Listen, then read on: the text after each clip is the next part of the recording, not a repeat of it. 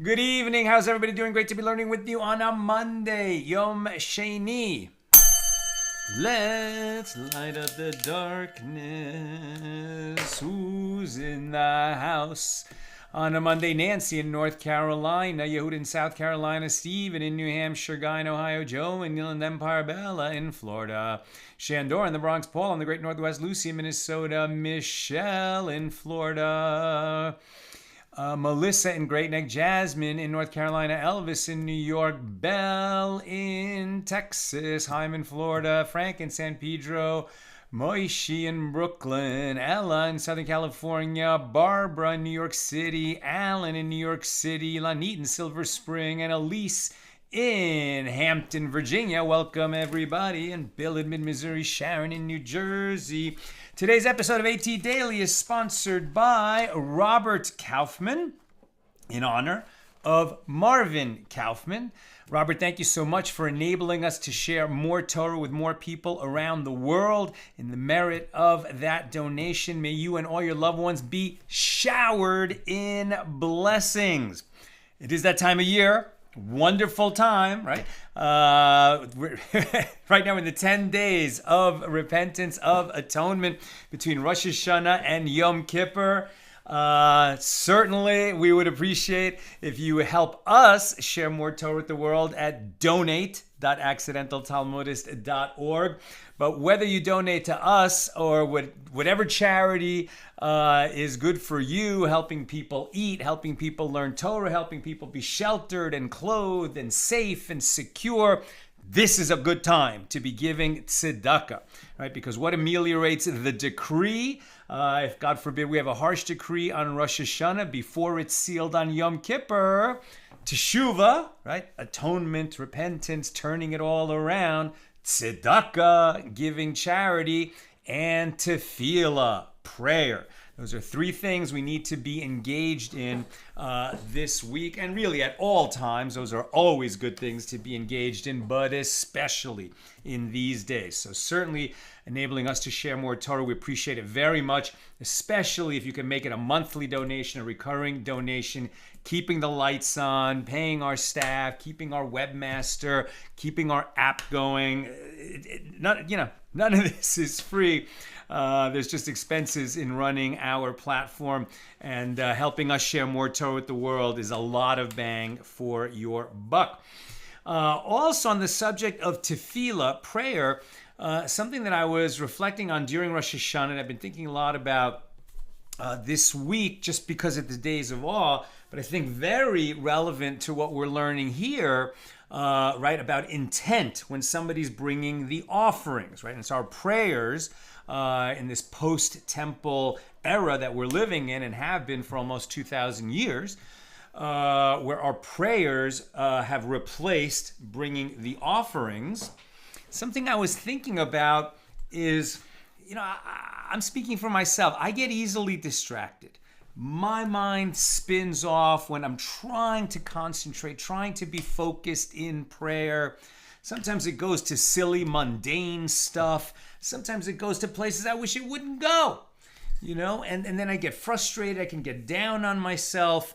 I've been trying to increase my focus. Am I really improving at this? Am I becoming better? A better davener? Am I praying better? Are my skills improving? Maybe my Hebrew's gotten better, but is my heart more focused? And then a thought that came to me during Rosh Hashanah was so helpful, where I said, okay, well, we all have a Yetzer Hara, right? And a big part of what we're praying for is strength in overcoming our Yetzer Hara, our evil inclination. Now, that evil inclination can take all different kinds of forms. Maybe it's, making you think about forbidden actions, forbidden thoughts, or maybe it's just keeping you away from doing what you should be doing, right? Either praying with focus and attention and intention, and just easily distracting you, and just thinking about some nonsense, something you have to fix around the house, or something you need to buy and you don't want to forget to add it to your shopping list, whatever it is. Well, that Yetzer Hara is part of you. right? So it's like, this is what I got to work with, right? So am I an easily distracted person? Yes. Now, that doesn't excuse me. That means, okay, I have the job to do. My task in this world, right, is getting this instrument tuned and focused to become a better servant of Hashem.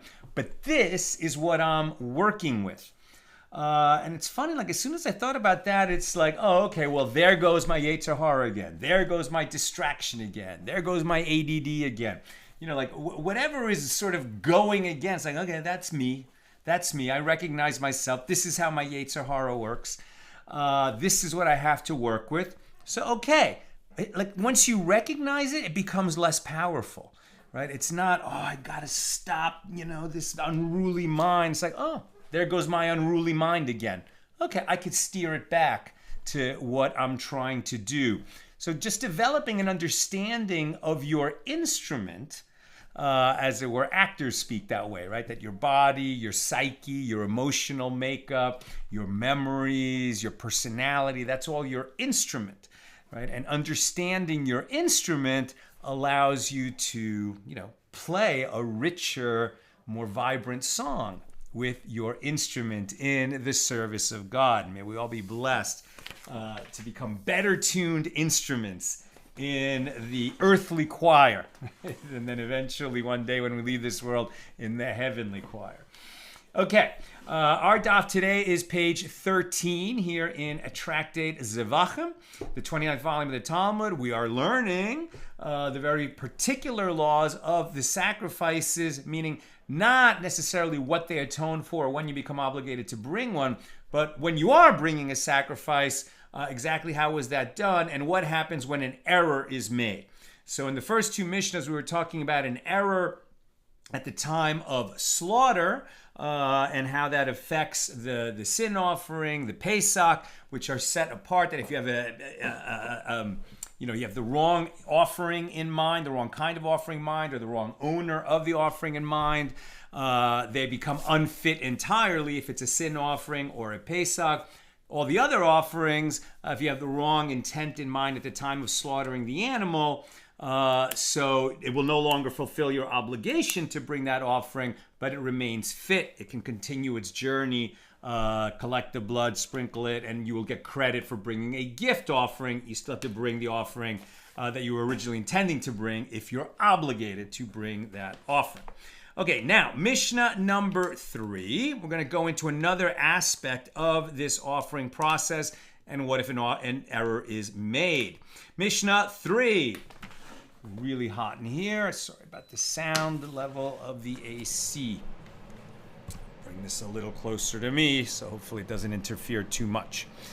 Okay, Mishnah 3, with regard to the Pesach and the sin offering, where one slaughtered them not for their sake, as we've been learning, or where he collected their blood in a service vessel, conveyed this blood to the altar, or sprinkled this blood on the altar, for all these elements of the ritual, if he did it not for their sake, or where he performed one of these sacrificial rites, here's something interesting, for their sake and not for their sake, or not for their sake and for their sake. In all these cases, the offerings are unfit. Mishnah will explain what not for their sake and for their sake means. So far what we've added is not only if the slaughter was not for their sake when it comes to Pesach and sin offerings, but any of these other steps in the process also, right? After the animal is slaughtered, its blood has to be collected in one of the holy vessels of the holy temple when the temple was standing, and then it gets conveyed to the altar in that vessel, and then it gets sprinkled on, the two opposite corners of the altar. All of that has to be done with the correct intent for the right type of offering and for the right owner. Now, how is it that these rites, right, R-I-T-E-S, these rites, how are these rites performed for their sake and not for their sake? What would that mean? Well, this would be a case where one slaughtered the Pesach for the sake of a Pesach and for the sake of a peace offering. Not that he had the wrong kind of offering in mind as a kind of substitute intention, but he had additional intention. Not or, but and. Right? So he was thinking both, I'm slaughtering this animal and I want to get a 2-for-1. I'm going to slaughter it as a Pesach and as a peace offering. Yeah, so you can't do that. As soon as you add the incorrect intent, it renders the whole thing unfit. And what would it mean that these rites could be performed not for their sake and for their sake? I mean, it's the same exact thing, but in reverse order. In a case where one slaughtered the Pesach for the sake of a peace offering and for the sake of a Pesach. The offering is unfit because a slaughtered offering, what's a slaughtered offering? That would be distinguished from a bird offering, which is not shechted, although it's killed, but it's killed by a different method, pinching the neck rather than slicing it. That's what slaughtering means in this context, shechting it with the specific process of cutting the esophagus and trachea of the animal in one smooth stroke. Birds don't get that, but mammals do when these offerings are brought in the Holy Temple. Or a meal offering, right, which is not an animal at all, but it is a type of offering. Again, that would be an offering that is not slaughtered. So the offering is unfit because a slaughtered offering is disqualified due to prohibited intent in 4 matters. In the performance of the slaughtering, in collecting the blood, conveying the blood, and Mike's blocking my hand, and sprinkling the blood, right? As we mentioned a bunch of times. Slaughtering, collecting the blood, conveying the blood, and sprinkling the blood. Now, let's just, at this point, I'm sure we are all over it because we're serious students. We just can't focus on the gore of this. Think of it in quite opposite terms. We're not talking about gory, gross things, although it could be difficult for us, if we're very sensitive to animals. Maybe some of us are even vegan or vegetarian. But remember, in Torah Judaism, in the Torah, the blood is the life, right? So this blood is not conveyed, as we're seeing over and over again, in any kind of cavalier, thoughtless manner, right? Quite the contrary. The person bringing the offering and the priest handling the offering for him is hyper aware that this is a very serious matter. It's a sacred matter. It's being brought with tremendous respect and intent. And the animal is, its life is taken, and so to speak, that life is captured, right? As it bleeds out, it loses its life. Right? But some of that blood ends up in this sacred vessel, is conveyed to the altar, the holy altar, and some of it is sprinkled there with the utmost respect. Right? So these 4 matters, slaughtering, where the blood comes out, collecting the blood, conveying the blood, and sprinkling, all have to be done with complete thoughtfulness and correct thoughtfulness. Okay, Rabbi Shimon deems the offering fit if the prohibited intent was during the rite of conveying the blood. He's saying that is less necessary. It's not at the same level as slaughter, collecting, and sprinkling. Why is conveying the blood to the altar of less import, according to Rabbi Shimon? As he would say, it is impossible to sacrifice an offering without slaughtering the animal or collecting its blood or sprinkling the blood. But it is possible to sacrifice an offering without conveying the blood to the altar. How so? If one slaughters the animal right next to the altar and sprinkles the blood does not need to be conveyed. Therefore, the rite of conveying the blood is not significant enough to cause the offering to be disqualified due to prohibited intent while performing that rite. That's the minority opinion of Rabbi Shimon. Rabbi Eliezer says, with regard to one who conveys the blood in a situation where he is required to convey it, prohibited intent while conveying it disqualifies the offering. If he conveys the blood in a situation where he is not required to convey it, then prohibited intent while conveying it does not disqualify the offering. A kind of compromised position. He gets what Rabbi Shimon is saying. So he says, okay, so if somebody did slaughter the animal right next to the altar and decided to convey it, even though it wasn't necessary, then if he had improper intent during that conveyance, it wouldn't disqualify. But in the normal course of things, where the slaughter was done well away from the altar and the conveying was absolutely necessary, if one had the wrong intent during that process, it would disqualify the offering. That's the Mishnah. Now the Gemara. The Mishnah teaches that a slaughtered offering is disqualified due to prohibited intent while performing 4 rites. F-O-U-R, 4 rites. Including collection of the blood. So the Gemara asks, and does collection of the blood with prohibited intent, right, the wrong intent, in disqualify the offering? Right? That's going to disqualify all offerings. Remember, the way that the English translation is working is disqualify means it will no longer satisfy the obligation of the owner. Unfit means it's cut off. You can't even bring it to the altar at all. Unfit is only in the case of sin offering and Pesach. Disqualify is for all offerings if you have wrong intent during any one of these 4 rites.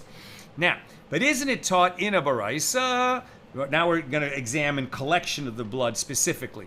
Isn't it taught in a baraisa? The verse states, and the sons of Aaron, right, Moses' brother, the sons of Aaron the priest shall present the blood. Leviticus 1:5. Now we've talked about collect, convey, and sprinkle. What is present? This is referring, so says, isn't it taught in a baraisa? When the verse states, and the sons of Aaron the priest shall present the blood, this is referring to collection of the blood. Really? The word present doesn't sound like collect. Do you say it is referring to collection of the blood? Or is it actually referring only to sprinkling the blood? Maybe that's when you present the blood to the Most High. When it states immediately afterward, however, and sprinkle the blood round about the altar, and round about the altar is where we get it has to be on the 4 sides. That's why we do the 2 opposing corners where we get each of the 2 sides. That's how we know it's all on 4 sides. It's the most efficient way to hit all 4 sides. Okay, so, but getting back to what we're talking about here, so, and sprinkle the blood round about against the altar. Sprinkling the blood is already stated, right? So why would present mean sprinkling if the Torah says you have to present and sprinkle? Present there perforce does not mean sprinkling. Therefore, this is referring to collection of the blood. And the phrase, the sons of Aaron, the priests, teaches that collection of the blood must be performed by a fit priest, i.e. one who has no blemish and who is not disqualified due to flawed lineage, and that he must do so while he is wearing priestly service vestments, right? He has to satisfy all the requirements of a qualified priest. The Baraisa continues, Rabbi Akiva said, from where is it derived that collection of the blood may be performed only by a fit priest and while he is wearing service vestments?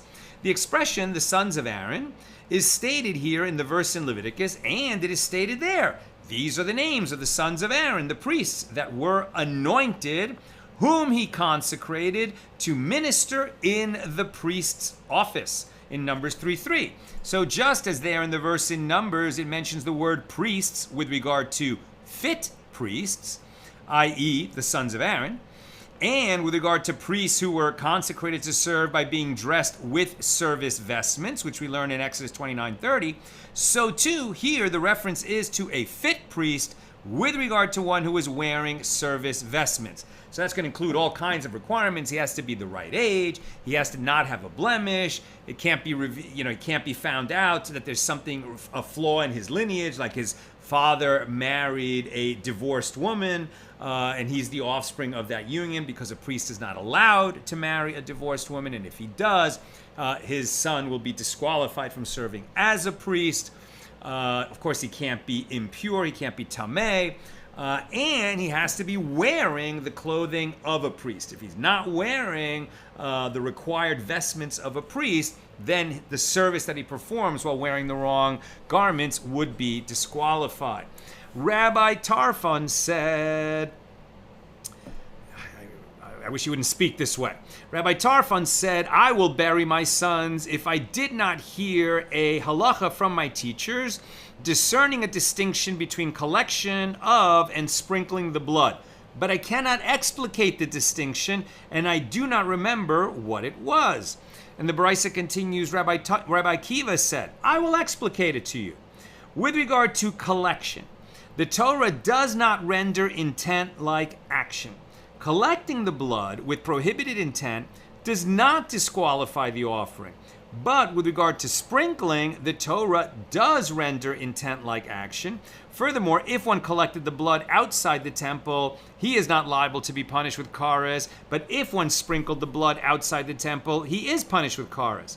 Moreover, if those who are unfit for the temple service collected the blood, they are not liable for that action. But if those who are unfit for the temple service sprinkled the blood, they are liable to receive the penalty of death at the hand of heaven, kares, for that action.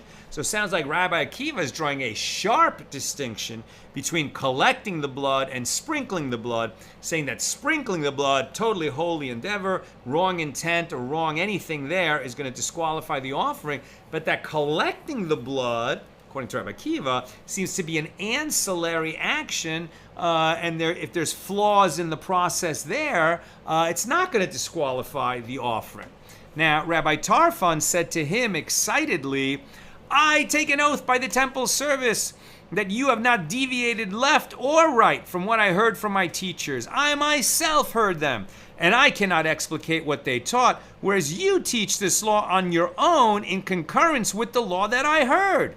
And he said to Rabbi Akiva using this language, Akiva, anyone who leaves you is like one who leaves his life. Right? A teacher so good that it's like suicidal to leave your teacher, right? You have an opportunity to learn from one of the great teachers in the world, and if you leave him or her, it's like you're giving up your life. That's the language of Rabbi Tarfon about Rabbi Akiva. So in any event, Rabbi Akiva's statement in the Baraisa apparently contradicts our Mishnah with regard to the matter of whether the collection of the blood with prohibited intent disqualifies the offering. So Rava said, no, this is not difficult. The Baraisa here, right, where Rabbi Akiva is saying collection is of a lower importance than sprinkling, and improper intent there won't disqualify, Rava said this is what he's actually talking about in the Baraisa. The Baraisa here is referring to the intent of pigul. Right? So pigul, we've mentioned a few times. Pigul is where a priest at the time of slaughter has in mind, let's say it's a sin offering, where the priests are going to eat part of that offering. That's a feature of the sin offering, that the priests eat some of it, the rest is consumed by the altar. The owner doesn't eat from a sin offering. If the priest is thinking, I'm going to receive some of this meat, and we're having a dinner party the day after tomorrow, I'm going to eat it then. At the time that he's slaughtering it, boom, that offering is disqualified. Why? Because he has in mind to eat the edible portion of that offering after the time limit, right? So if you're thinking, like if you don't have that intent at the time of slaughter, but then before, but the time lapses, so you actually end up eating it after the time limit expired, then that food is prohibited. You're not allowed to eat it. But the name for that is nosar, right? A leftover beyond the deadline. But if you have intent to eat beyond the deadline, at the outset, the Torah names that prohibition as pigul. And so if the priest commits pigul by having an improper intent, not of having the wrong offering in mind, not of having the wrong owner in mind, but of having in mind to eat of the offering beyond the allotted time for that kind of eating, then he disqualifies the offering with his prohibited intent. That's pigul. So again, this is all in the mind, right? The actions would not be discernible. Everything that we're studying so far in this tractate about, having slaughtering not for its sake, or not for the sake of the owner, all of it is a mental function. If the guy is just keeping a blank mind, there's no problem. But if he has the wrong intent in his mind, and certainly if he speaks the wrong intent, then he's going to disqualify the offering. Okay, pigul is about having a wrong intent with respect to when you're going to eat it. So Rava says the Baraisa here is referring to the intent of pigul, i.e. intent to consume or burn the offering after its appointed time. So not only the priest could have the wrong intent with respect to himself consuming it, but also with respect to when the parts that need to be burned on the altar, let's say it's an ola, an elevation offering, or also known as a burnt offering, that he's going to slaughter it now, but there's like a long line to bring so many offerings have to be brought to the altar. Yeah, he'll just do it the next time he's serving, which turns out is the day after tomorrow. So that's already pigul, right? Because he has the wrong intent, not only for consumption by a human, but for consumption by the altar. So the Mishnah, so Rav is saying that Akiva is talking about pigul, and that having the wrong intent in terms of collection won't be as severe as at the time of sprinkling. But our Mishnah is talking about that it is equal. If you have the wrong intent for collecting or for sprinkling, it's equally going to disqualify the offering. So the Gemara adds, the language of our Mishnah is also precise, as it teaches that a slaughtered offering is disqualified in this manner, and it does not teach that an offering is rendered pigul in this manner. So apparently the Mishnah, right, our Mishnah number 3 here in chapter 1, is referring to intent that merely disqualifies the offering without rendering it pigul, one who partakes of which is liable to receive kares. If you eat pigul, right, now it was rendered inedible because you had the wrong intent at the outset. If you end up eating it anyway, that's punishable by kares, if you did it on purpose.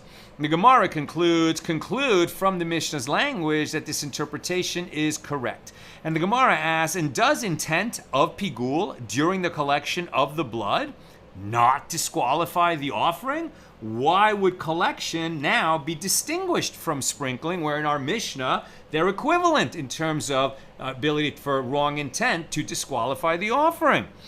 But isn't it taught in a baraisa? One might have thought that intent to consume an offering after its designated time is effective to render the offering pigul only when one has the intent during sprinkling. From where is it derived to include slaughter and the collection of blood in this law?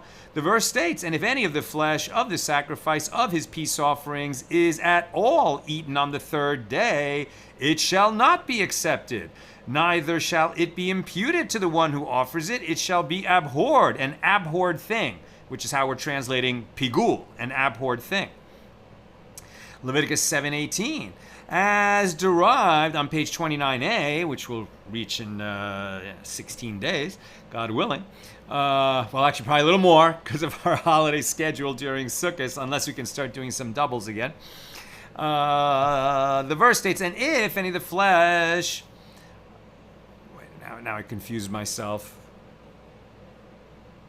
Yes, pigul, Leviticus 7:18. So as derived on page 29a, the verse is referring to performance of the sacrificial rites with intent to consume the offering after its designated time. And the phrase, is at all eaten, teaches that the verse speaks of matters that lead to consumption, i.e., those sacrificial rites that enable consumption of the offering. And which are those? Slaughter of the animal and collecting its blood. So how can you make a distinction when it comes to pigul and say that having a pigul intent during slaughter will render it pigul, but not if you do it, or during sprinkling, but not during collection of the blood? This seems to indicate that would be just as bad. And the Baraisa continues, one might have thought that I should include even pouring of the remainder of the blood after you sprinkle, right? The most important part of the atonement of any offering is the sprinkling on the altar. Okay, so you took some blood, the animal was slaughtered, you collected blood in the service vessel, you conveyed it to the altar, the priest, put some on the north, which one was it? The north, southwest. I think it was the north. Now I forget. I think it was the northeast corner and the southwest corner. But at any rate, 2 opposing corners. right? And the sprinkling is placing some of the blood on the two corners, making sure that it hits the two sides of the corner. And therefore, since you hit two corners that are catty corner from each other, you've now hit all four sides of the altar. Okay, well, you only sprinkled blood. There's still more blood in that service vessel. You didn't sprinkle all the blood that's in the service vessel. What do you do with that? You pour it on the base of the altar. You've already achieved atonement by sprinkling the blood. So this next step, which is the correct step in the procedure, is it an essential step for the atonement? Seems not. Is it an essential step for the consumption of the offering? Possibly. All right. So the Brisa continues, one might have thought that I should include even the pouring of the remainder of the blood on the base of the altar after its sprinkling, and the burning of the sacrificial portions on the altar, that if you had the wrong intent, it would be disqualified.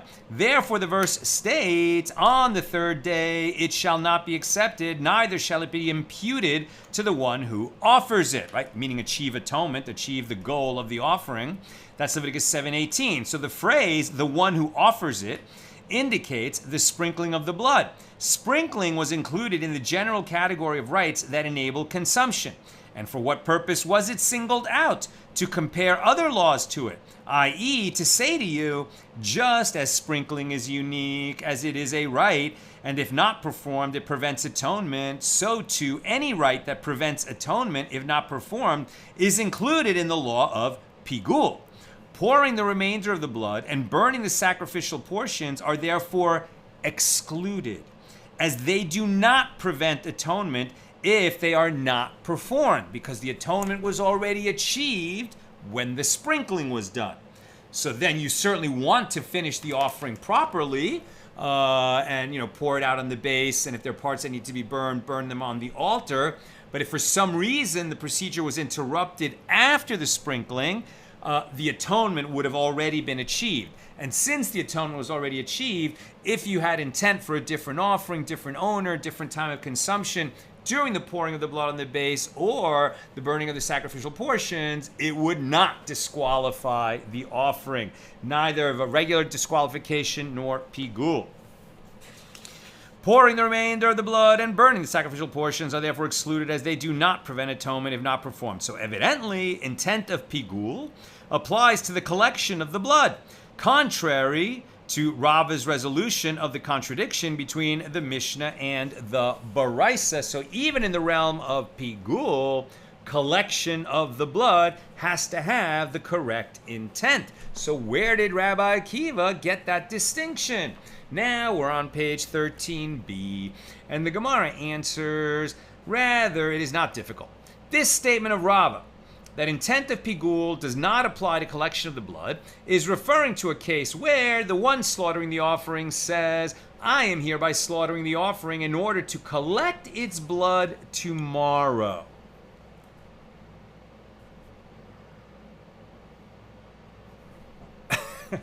How would that work? If you're slaughtering, the blood is pouring out of the animal. How would you be collecting it tomorrow? Makes no sense, but this is one of those probably hypotheticals where they're testing, well, what would the law hold if somebody had such a, he's spaced out. He was just, really distracted. His monkey mind just took over and he was thinking about something that made no sense. But okay, that's what he was thinking. Then what? So he says, I'm hereby slaughtering this offering in order to collect its blood tomorrow. Because the collection of the blood is not considered consumption per se, such intent would not render the offering pigul. That statement of the Baraisa is referring to a case where the one collecting the blood says, I am hereby collecting the blood in order to pour the remainder of the blood on the base of the altar tomorrow. Since pouring the remains is considered consumption of the blood on the altar, after all, such intent renders the offering pigul. One of the sages said to Rava, and does prohibited intent with regard to the pouring of the remainder of the blood and the burning of the sacrificial portions not disqualify the offering, as this explanation of the Baraisa seems to indicate? But didn't we learn in a baraisa? One might have thought that only prohibited intent with regard to consumption of the meat is effective to render the offering pigul. From where is it derived to include the pouring of the remainder of the blood and the burning of the sacrificial portions? The verse states, and if any of the flesh of the sacrifice of his peace offerings is at all eaten, ha'akol ye'achel, on the third day, it shall not be accepted. And it is derived from the repeated verb that the verse at all, right? It is derived from the repeated verb that the verse speaks of two types of consumption. One is consumption of the meat by man, i.e. by the priest or the owner of the offering, by the priest for a sin offering, by the owner in case of a peace offering. And the other one is consumption of the blood and the sacrificial portions on the altar. The Gemara answers, it is not difficult. This case where intent renders the offering pigul is where one sprinkling the blood says, I am hereby sprinkling the blood in order to pour the remainder tomorrow. Since sprinkling the blood is necessary for atonement, if it is performed with the intent that consumption occur beyond its designated time, the offering is rendered pigul. That case where intent does not render the offering pigul is where he says, I am hereby pouring the remainder in order to burn the sacrificial portions tomorrow. Although burning the portions is considered consumption, pouring the remainder of the blood is not indispensable for atonement, and therefore the offering is not rendered pigul, because he had the wrong intent during a rite that is already after the atonement had been achieved. So having the wrong intent during that rite, even though it was with respect to a matter of consumption, would not render the offering pigul. New topic. Rabbi Yehuda, the son of Rabbi Chia, says, I heard that with regard to an inner sin offering, we all remember what that is, all the offerings that are brought in the Holy Temple are external offerings, whether we're talking about a peace offering, an elevation offering, a sin offering, a bechor, thanks offering, etc., where they're slaughtered and then the blood is sprinkled on the altar, the mizbeach, the main altar where all the sacrifices are brought. All the offerings except the offerings of Yom Kippur. Good timing to be talking about that. The offerings of Yom Kippur, the goat and the bull of the high priest, its blood or their blood is sprinkled inside the sanctuary, either on the curtain that separates between the sanctuary and the Holy of Holies, or actually in the Holy of Holies between the staves of the Ark of the Covenant. That's an internal sprinkling. Okay, so Rabbi Yehuda, the son of Rabbi Chia, says, I heard that with regard to an inner sin offering, whose blood is sprinkled on the curtain separating the sanctuary and the Holy of Holies, dipping one's finger in the blood in order to sprinkle it, if he does so with the intent of burning the offering on the altar the following day, renders the offering pigul. Yeah, well, you certainly can't do something after Yom Kippur. The high priest, his whole avoda is on Yom Kippur with respect to those inner offerings. But okay, if he for some reason had in mind that he was going to do some aspect of that the next day, makes sense that it would be pigul, even if it's not sprinkling that he did, but it's the dipping his finger in the blood in order to sprinkle. Sounds like an indispensable part of sprinkling. Let's keep reading. Ilfa heard this statement and said it before Rav Pada. Rav Pada said in response, did we derive the law of pigul with regard to all offerings from anything other than a peace offering? The source for the law of pigul is the verse stated with regard to peace offerings, shalamim, in Leviticus 7:18. Therefore, just as with regard to a peace offering, prohibited intent while dipping one's finger in the blood to sprinkle it on the altar does not render it pigul, as there is no requirement to sprinkle the blood of a peace offering with one's finger rather than the containing vessel. Sounds like you could just use the vessel like this. Doesn't have to be dabbed with the finger, unlike the inner offerings where the high priest must do it with his finger. So too, with regard to a sin offering, prohibited intent while dipping one's finger in the blood does not render it pigul. That's according to Rav Pada. The Gemara challenges this and says, but are all of the halachas, all the laws of pigul, derived from the law of the peace offering?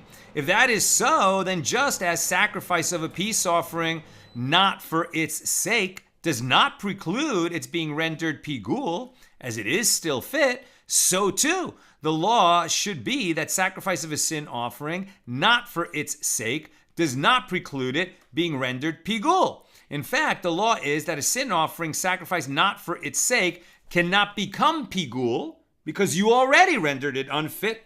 End of story. Since it was a sin offering and you had the wrong intent at the time of slaughter. Already, end of story.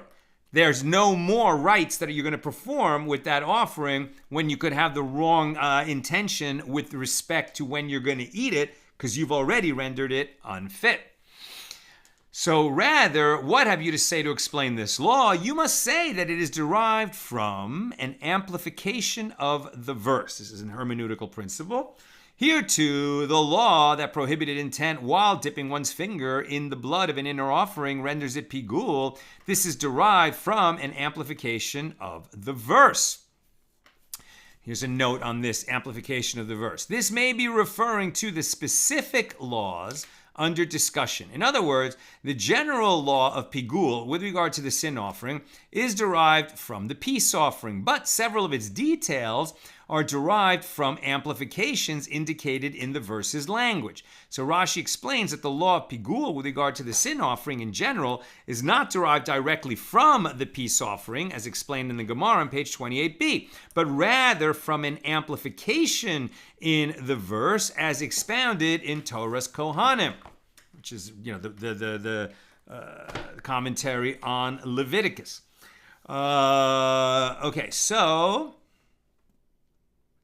So similarly, Rabbi Yehoshua ben Levi says, I heard in this upper story that prohibited intent while dipping one's finger in the blood of an inner offering renders it pigul.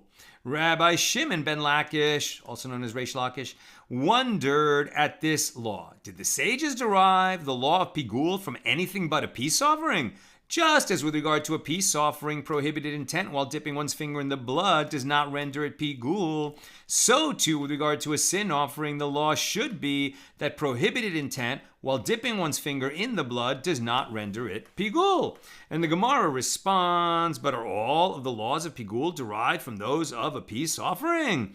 If so, just as sacrifice of a peace offering not for its sake does not preclude it being rendered pigul, so too the law should be that sacrifice of a sin offering not for its sake does not preclude it from being rendered pigul. And Rabbi Yosef, the son of Rabbi Hanina, said, indeed, all the laws of pigul, even this one, are derived from a peace offering.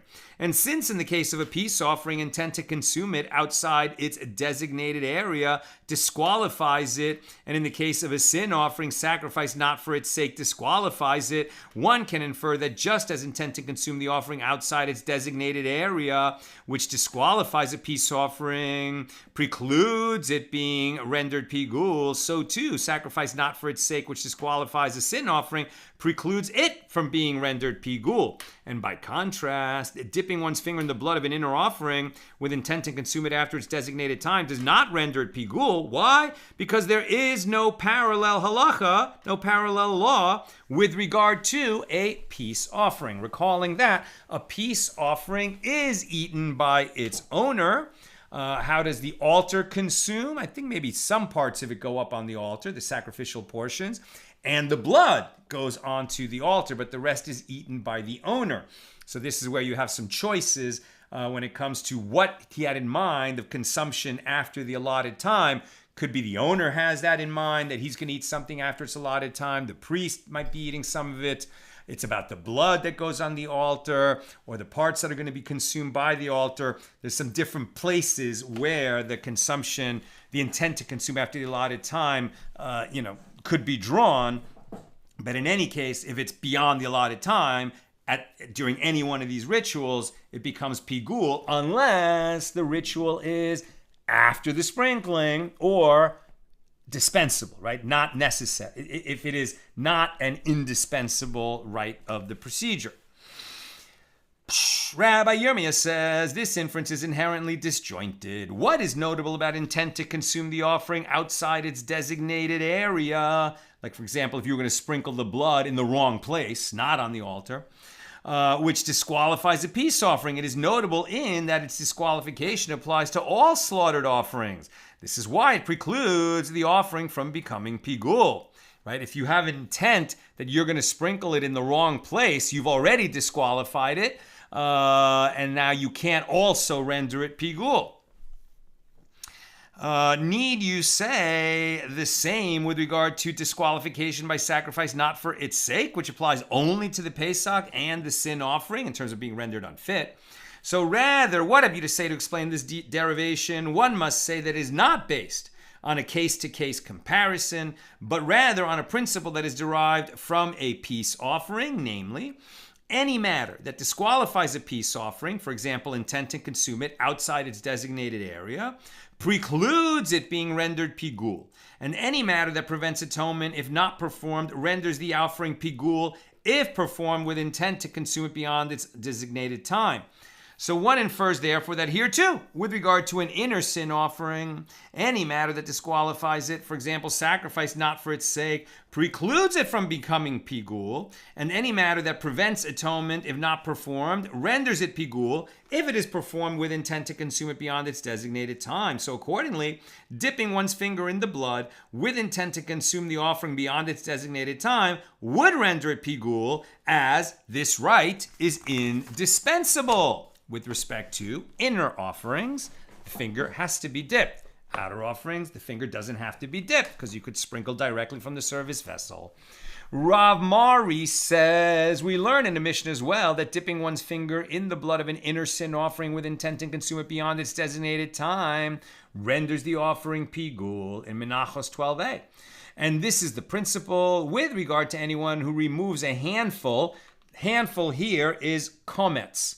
Right? The komets is something that the high priest does, maybe a regular priest, now I'm not sure, but I think it's the high priest, who when he's bringing a meal offering, right, he goes into this very fine sifted flour, and this is how he grabs enough flour to bring the meal offering onto the altar. Right? He doesn't just stick his hand in like this. It's a very special kind of handful, like this. I'm not doing some kind of California thing, but this is a komets. This is how he scoops the right amount of flour into his palm with these 3 fingers. So now we're going to bring in the meal offering and say, well, what are the aspects of the meal offering that are comparable to the indispensable rites of a slaughtered offering? So Rab Mari says, we learn in a Mishnah as well that dipping one's finger in the blood of an inner sin offering with intent to consume it beyond its designated time renders the offering pigul. This is the principle with regard to anyone who removes a handful, the komets, from a meal offering, or who places the handful in its service vessel, or who conveys the handful to the altar, or who burns it on the altar. If he does so with the intent that the offering will be consumed after its designated time, he has rendered it pigul, right? So meal offerings can become pigul like slaughtered offerings. Since the laws of pigul are derived from those of a peace offering, one can ask, well, granted, the one who removes a handful of a meal offering can render the offering pigul, as he is considered equivalent to the one who slaughters the animal of a peace offering. Just as the blood is the essential part of an animal offering and it is removed by slaughter, so too the handful of a meal offering is its essential part. Right? That's how you get the meal offering to bring to the altar. Likewise, the one who conveys the handful is equivalent to the one who conveys the blood of a peace offering, and the one who burns the handful is equivalent to the one who sprinkles the blood too. We don't sprinkle fine flour on the altar, we place it on the fire on top of the altar. But to what is the one who places the handful in a vessel equivalent?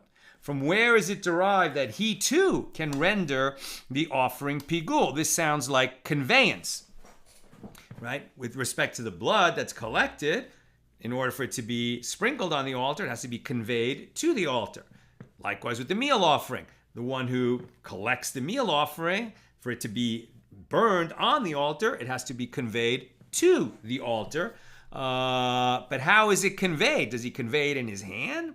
Or does he take it like this and now place it in one of the service vessels, right, probably made of silver, and then the service vessel brings it to the altar, and then it gets burned? He doesn't have to carry it like this all the way to the fire. He can scoop it, now put in the service vessel, and gets conveyed to the altar.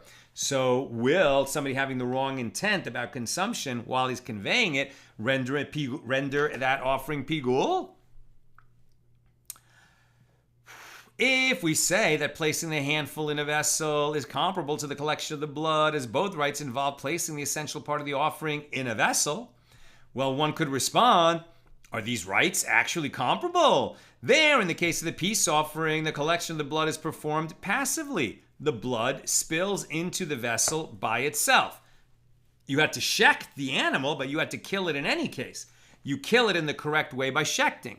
That produces a result that blood gushes out, and you collect it in a vessel. But to get flour into a vessel, you have to scoop it out and place it in. That's actually considered more active for placement. So there, in the case of the peace offering, the collection of the blood is performed passively. The blood spills into the vessel by itself. Here, in the case of a meal offering, the priest takes the handful himself and places it in a vessel. So clearly, placing the handful in a vessel is not equivalent to any specific rite in the sacrifice of a peace offering. Rather, since it is not sufficient for the handful to be sacrificed without first placing it in a service vessel, it is perforce an important rite. One who performs it can therefore render the offering pigul like those who perform other essential rites. Here too, with regard to dipping one's finger in the blood of an inner sin offering, although it has no equivalent in the sacrifice of a peace offering, since it is not sufficient that the priest does not perform it, it is perforce considered part of the conveying of the blood, and the priest can render the offering pigul while performing it. So the Gemara responds, no. Actually, placing the handful in a vessel is comparable to the collection of the blood. And despite the distinction that you say, namely that here in the case of a peace offering, the blood spills by itself, while there, in the case of a meal offering, the priest takes the handful himself and places it in the vessel. Nevertheless, since both this rite and that rite involve placement of the essential part of the offering in a vessel, they are equivalent. What difference is it to me if the blood spills into the vessel by itself? And what difference is it to me if the priest takes the handful himself and places it in the vessel? But by contrast, dipping one's finger in the blood of an inner sin offering has no equivalent in a peace offering. Therefore, pigul does not apply to it. The Gemara suggests, let us say that the principle that dipping one's finger in the blood is considered part of conveying it to the curtain, that this is a subject of a dispute between Tanaim, sages of the Mishnah. As it is taught in one baraisa with regard to an inner sin offering, dipping one's finger in the blood with intent that it be consumed beyond its designated time renders it pigul. And it is taught in a different baraisa, dipping one's finger in the blood with intent that it be consumed beyond its designated time does not render it pigul. And neither does slaughtering the animal with the intent to dip his finger in the blood the next day render it pigul. And what? Is it not this matter that is the dispute between the Tanaim? Is dipping the finger an essential component or not? And the Gemara responds, no. Both Tanaim agree that dipping one's finger in the blood of an inner sin offering is part of conveying it to the curtain. Rather, this baraisa, which states that a priest can render the offering pigul while dipping his finger in the blood, is in accordance with the opinion of the rabbis in the Mishnah on 13a, our Mishnah, who hold that one can render the offering pigul while conveying the blood to the altar. And that baraisa, which states the opposite, is in accordance with the opinion of Rabbi Shimon in our Mishnah, who holds that one cannot render the offering pigul while conveying the blood because conveying is not essential. So the one who says that you can't render pigul by dipping the finger, it's because they're saying it's part of conveying, and conveying is unessential if you hold by Rabbi Shimon. And the Gemara asks, if the latter baraisa is in accordance with the opinion of Rabbi Shimon, why is it referring specifically to dipping the finger? Doesn't he say that any offering whose blood is not sprinkled on the external altar, like a peace offering, is not subject to the laws of pigul at all? If so, pigul does not apply to inner offerings in any way, shape, or form. Why would you hold by Rabbi Shimon in order to come up with this conclusion? We're at the top of 14a. I'm almost done. Questions and comments, please get them in now. The Gemara asks, okay, so rather, both this Baraisa and that Baraisa are in accordance with the opinion of the rabbis, the majority in our Mishnah, and the apparent contradiction between them is not difficult. Here, the Baraisa that maintains that one cannot render the offering pigul while dipping his finger in the blood is referring to external sin offerings, since dipping one's finger in order to sprinkle the blood on the external altar is not an essential rite, as we mentioned. And there, the Baraisa that maintains that one can render the offering pigul while performing this rite is referring to the inner sin offerings, where dipping the finger is essential. The Gemara asks, isn't it obvious that one cannot render the offering pigul while dipping the finger in the blood of the external sin offerings? Why would that even need to be said? And the statement, and the priest shall dip his finger in the blood, is not written with regard to these offerings, external offerings. Since it is clearly not an essential rite for external offerings, why was it necessary for the Baraisa to teach that improper intent while performing it cannot render the offering pigul? And the Gemara answers, it was necessary for the Baraisa to teach this, as otherwise it might enter your mind to say that since it is written with regard to an external sin offering, and the priest shall take of the blood of the sin offering with his finger, in Leviticus 4:34, and therefore, get this, if a monkey comes and places blood on the hand of the priest, and the priest must take the blood from the vessel again to perform the mitzvah, as stated in the verse, it is considered as though the statement, and the priest shall dip his finger in the blood, is written with regard to an external sin offering as well. What? Right? Because something interrupted the flow, right? Okay, you could just do it with a service vessel, but since a monkey got involved and interrupted the process, so now the priest has to do it correctly to make sure it's being done correctly. So there is an aspect of essentiality to dipping the finger even for external offerings, if there was such a freaky occurrence as a monkey came and put blood on the finger of the priest.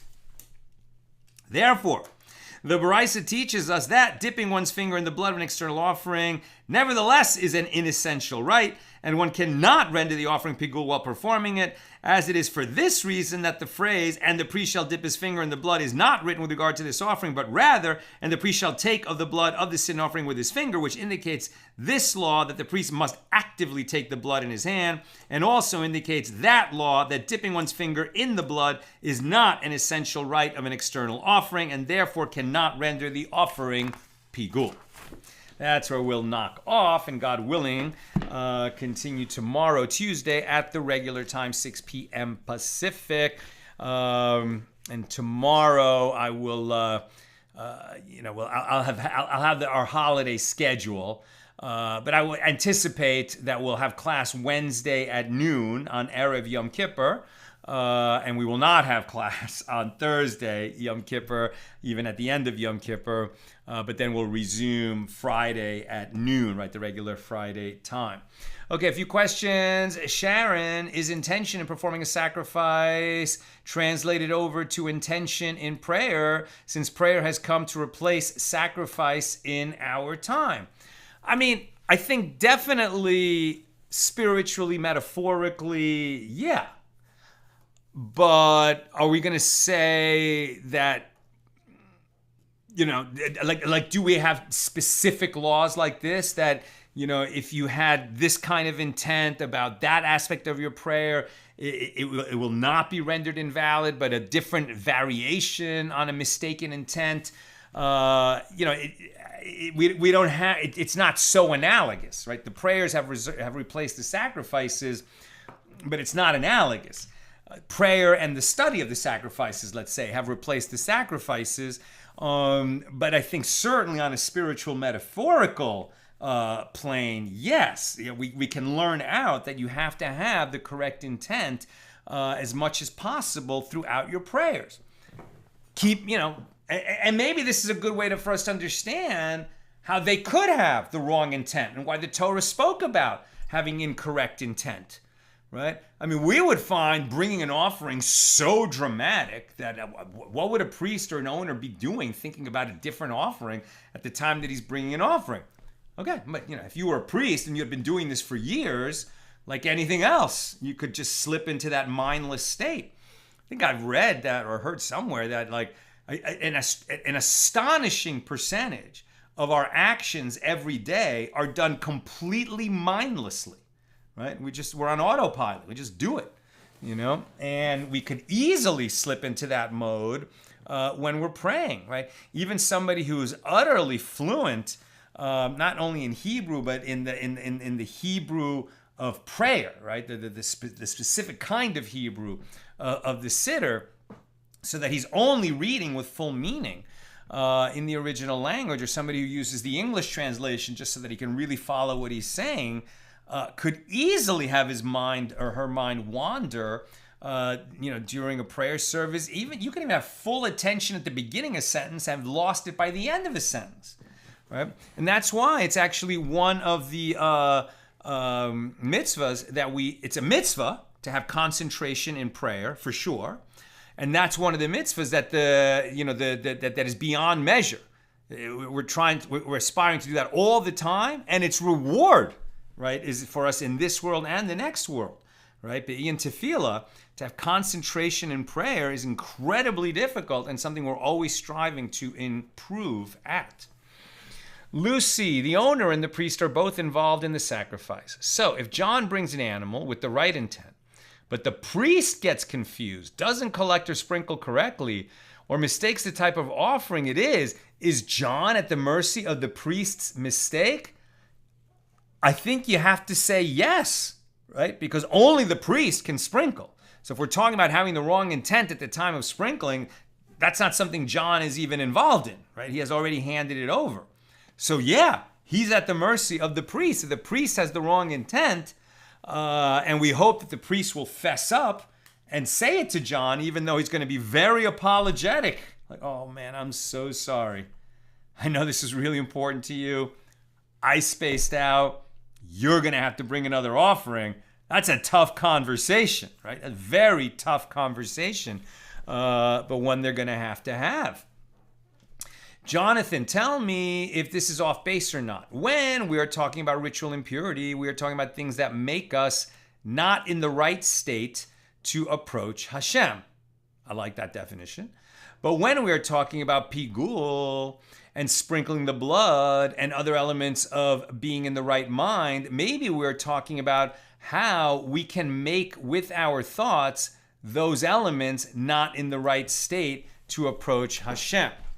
Right. So in other words, both issues, right, having the wrong intent and slaughtering something not for the sake of the right kind of offering, or being ritually impure, right? You came into contact with a corpse, for example, which, by the way, could happen when you're doing something entirely, at a very high elevated plane, a good deed, right?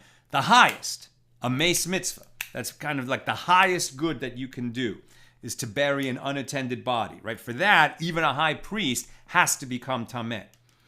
But because you were dealing with death and came into contact with death, you're going to have to go through a purification process before you can enter this, this source of life, the connection between heaven and earth, the holy temple. You can't enter the temple if you are tameh. So you have to go through that purification. Right, so coming into contact with these sources of spiritual impurity distances us in some way, right, from that source of life, and having incorrect intent distances us from that source of life. But I think what's really interesting about your point, Jonathan, is that both of these distancing features, being tameh or having incorrect intent, create an opportunity for coming even closer, right? Somebody who became tameh now has to go through a 7-day purification ritual where he's going to have extra time to think about God and what he's doing. And, before he took it for granted that he could enter the temple, now he can't enter the temple. So many things we take for granted until we don't have them, or they're not available to us, or we're restricted, where it's prohibited to us. then all of a sudden it becomes really important and we want it. And so these things that distance us inherently create an opportunity for coming near. That's what I've got for us today. And with God's help, see you tomorrow, Tuesday, regular Tuesday time, 6 p.m. Pacific.